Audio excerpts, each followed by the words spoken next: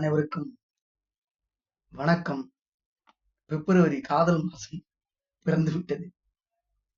விடுதலை போராட்ட வீரரும் சென்னை மாகாணத்தின் முதல்வருமான ஓமந்தூர் ராமசாமியார் பிறந்த தினம் என்று 1/2/1895 பிறந்திருக்கிறார். திண்டிவனம் அருகே உள்ள ஓமந்தூர் கிராமத்தில் பிறந்தவர். தமிழகத்தில் குடியேறிய தெலுங்கு குடும்பத்தைச் சேர்ந்தவர். வால்டர் ஸ்கட்டர் பள்ளியில் படித்தார். சட்டம் பயின்றவர். மிக இளம் வயதிலேயே சுதந்திர போராட்டத்தில் ஈடுபட தொடங்கிவிட்டார். இந்தியா சுதந்திரம் பெற்றவுடன் ஹைதராபாத் சமஸ்தானத்தை இந்தியாவுடன் இணைப்பதில் பெரும் பங்கு ஆற்றினார். பாகிஸ்தானில் இருந்து ஹைதராபாத்துக்கு விமானம் மூலம் ஆயுதங்கள் கொண்டு வரப்படுகின்றன என்று பட்டேலுக்கு எச்சரிக்கை செய்தார். அதன் பின்னர் அங்கு இராணுவ நடவடிக்கை எடுக்கப்பட்டு இந்திய தேசத்துடன் ஹைதராபாத் இணைக்கப்பட்டது.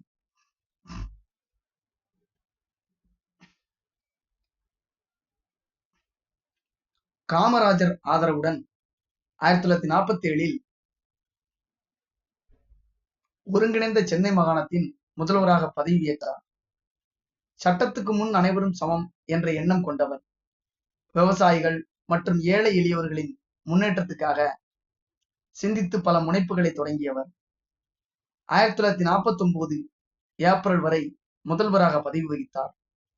இவரது ஆட்சி காலத்தில் சென்னை கோயில் நுழைவு அதிகார சட்டம் 1947 இயற்றப்பட்டது.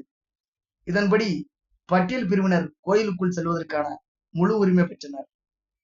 ஜமீன் இனாம்தார் முறைகளையும் மற்றும் இனாம்தார் முறைகளையும் இவர் ஒழித்தார். ஊழலுக்கு எதிராக நடவடிக்கைகளை எடுத்தார். பூரண மதுவிலக்கை அமல்படுத்தினார். இந்து சமய அறநிலைத்துறை சட்டத்தை இயற்றினார். கோயில்களில் வழக்கத்தில் இருந்த தேவதாசி முறையை ஒழிக்கவும் சட்டம் கொண்டு வந்தார்.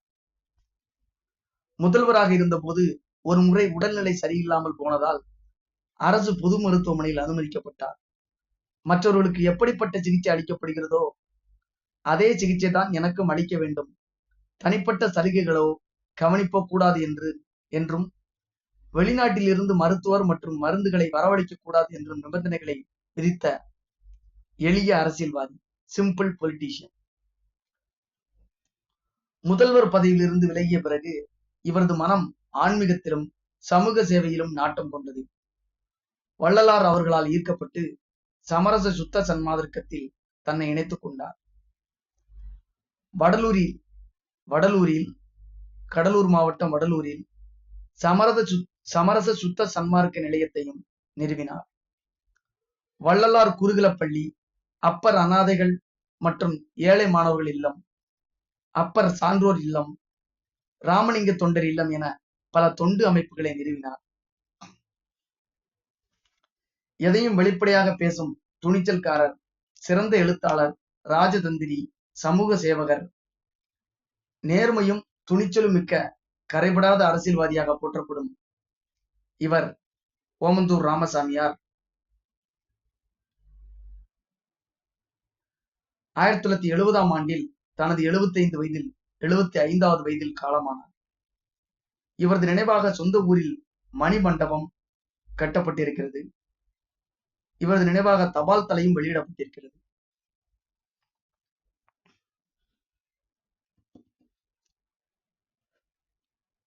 திண்டிவனம் திருவள்ளூரா காஞ்சிபுரம் மாவட்டமான எனக்கு ஒரு சந்தேகம் இருக்கு. அது நீங்க கண்டுபிடிச்சுக்குங்க. சென்னை மாகாண முதல்வர், அதான் ரொம்ப முக்கியமானது.